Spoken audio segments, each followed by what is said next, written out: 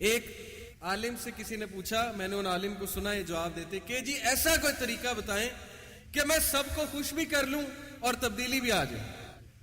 تو انہوں نے کہا یہ تو رسول اللہ بھی نہیں کر سکے, تو آپ کیسے کر لیں گے؟ ایون نبی صلی اللہ علیہ وسلم نے اپنے رشتہ داروں کو ناراض کرنا پڑا, اپنے لوگوں کی باتیں سننی پڑی, تانے سننے پڑے, کبھی ٹھوکر کھانی پڑی, مکہ سے باہر نکالا گیا, شیبے ابی طالب میں گئے, ہجرت کرنی پڑی.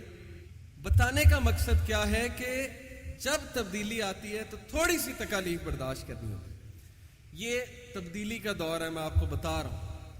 میں یہ مت سمجھے گا پی ٹی آئی کا ہوں, بار بار تبدیلی کی بات کر رہا ہوں.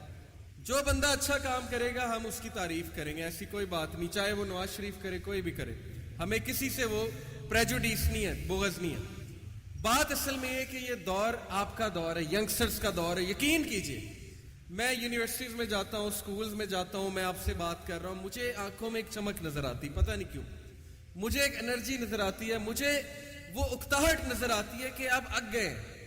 یہ جو لا سسٹم ہے ہمارا, جو جس طرح حالات چل رہے ہیں سب اگ گئے, سیدھی سی بات ہے. اور نئی جنریشن میں مجھے بہت ولولہ نظر آتا ہے. اسی لیے میں یہ آپ کو میسج دینا چاہتا ہوں کہ اگر آپ چینج لانا چاہتے ہیں تو اندر ایک ڈیزائر پیدا کرنی ہوگی.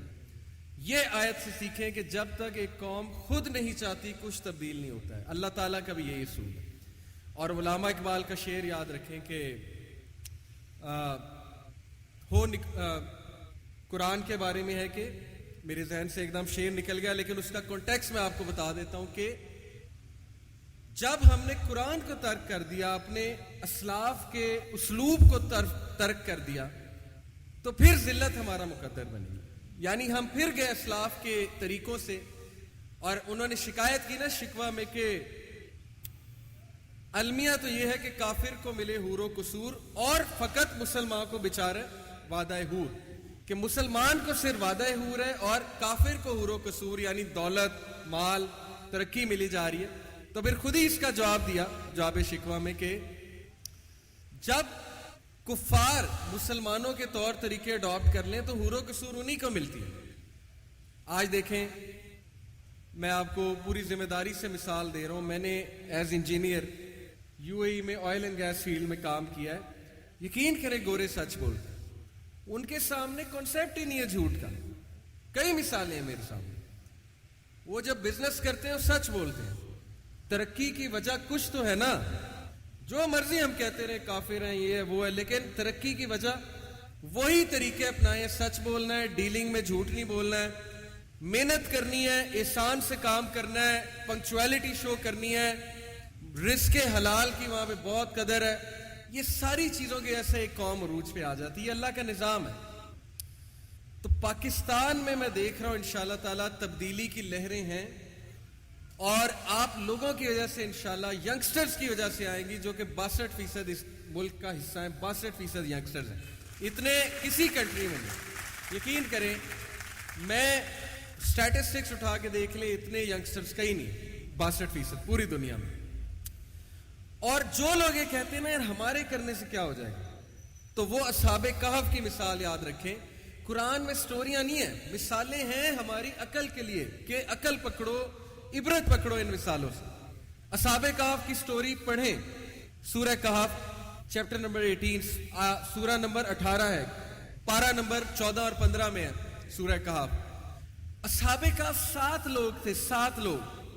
پورے روم کو وقتہ ڈال دیا تھا انہوں نے جب بادشاہ کے سامنے اعلان کیا کہ بھئی ہم تمہاری کرپشن نہیں مانتے, ہمارا رب اللہ ہے اور ہم اسی کی عبادت کریں گے. اور وہ 7 لوگوں نے غار میں جا کے پناہ لی, اور اللہ تعالیٰ نے 309 سال انہیں سلایا, اور اس کے بعد جب اٹھے تو سارا روم مسلمان ہو چکا تھا. تاریخ گواہ اس بات کی.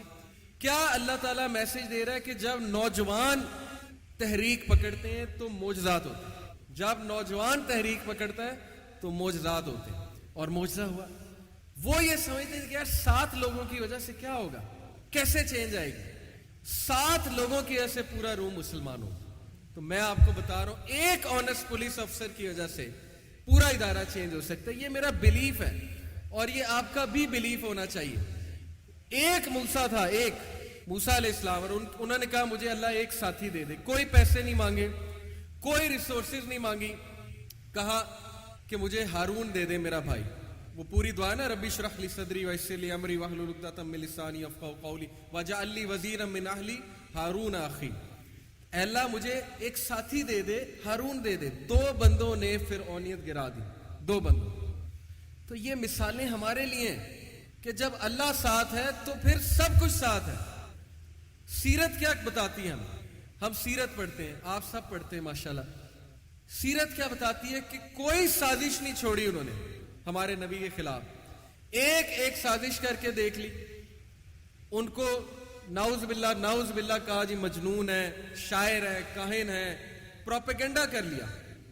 مکہ سے جو ہے وہ کہہ دیا کہ جاؤ، ہجرت کرا دی. لیکن اینڈ میں کامیاب کون ہے؟ کون گھٹنوں میں آ کر بیٹھ رہا ہے؟ ابو سفیان. بعد میں ماشاءاللہ مسلمان ہو گئے ابو سفیان رضی اللہ عنہ. کیا مثال ہے کہ جب اللہ تمہاری سائیڈ پہ ہے نا تو پھر دنیا کی سب سے طاقتور پاور تمہارے ساتھ ہے. پھر چھوڑ دو ٹینشن. اور یہاں میں ابن تیمیہ کا ایک کال آپ سب کو سنانا چاہوں گا جو مجھے بہت سٹرینتھ دیتا ہے.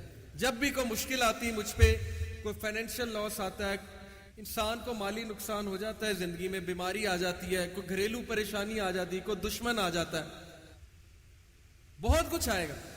لیکن ان کا ایک کال مجھے بڑی سٹرینتھ دیتا ہے. انہوں نے کہا what can my enemies do to me? میرے دشمن میرا کیا بگاڑ سکتے ہیں؟ Wherever I go I carry my Jinnah with می. جہاں بھی میں جاتا ہوں اپنی جنت ساتھ لے جاتا ہوں. کہتے ہیں اگر وہ مجھے ملک سے نکالتے ہیں، جلا وطن کرتے ہیں، تو یہ میرے لیے سیر و سیاحت ہے اور میں اللہ تعالیٰ کی جو ہے وہ زمین دیکھوں گا. اگر وہ مجھے جیل میں بند کرتے ہیں تو یہ میرے لیے سولیٹیوڈ ہے، اکیلا پن ہے، جہاں بیٹھ کر میں اللہ اللہ کروں گا، ذکر کروں گا، اللہ کے قریب ہوں گا.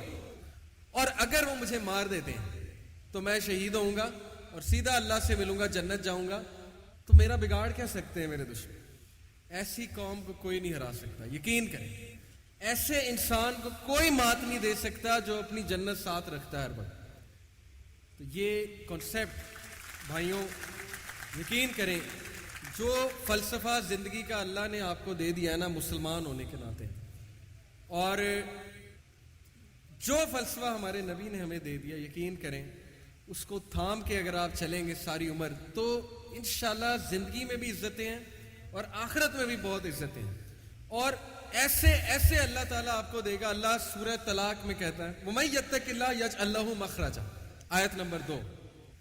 جو کوئی بھی اللہ کا تقوی اختیار کرے گا اللہ اسے ہر مشکل سے نکال لے گا اور اللہ اسے وہاں سے دے گا کہ اس کا گمان بھی نہیں جا سکتا. اور بے شک اللہ تعالیٰ تمام معاملات پر قادر ہے. یہ سورہ طلاق میں وعدہ اللہ کا کہ جو اللہ کا ڈر اختیار کرے گا، صرف اللہ سے ڈرنا ہے اور کسی سے نہیں. یہ جو بھی گورنمنٹ بیٹھی ہے اچھی بات ہے، اچھی ہے تو بہت اچھی بات ہے. جو بھی اوپر بیٹھا ہے ترقی دینے والی ذات اللہ ہے، یہ ہمیشہ آپ کا بیلیف ہونا چاہیے. اوپر لانے والی ذات اللہ ہے، اسباب اللہ بناتا ہے، عزتیں اللہ دیتا ہے. جو کوئی بھی اللہ تعالیٰ کو اپنے ساتھ کر لے گا تو پھر یج اللہ مخرجا، اللہ تعالیٰ اس کو ہر مشکل اور مصیبت سے نکالتا ہے اور اللہ اسے وہاں سے دیتا ہے کہ اس کا گمان بھی نہیں جاتا. بڑے واقعات ہیں کہ جنہوں نے اللہ پہ توکل کیا تو ان کی تقدیر ہی بدل دی اللہ نے، ان کے حالات ہی بدل دی اللہ نے، کیونکہ اللہ کو بہت پسند ہے کہ اللہ تعالیٰ پہ توکل کیا جائے.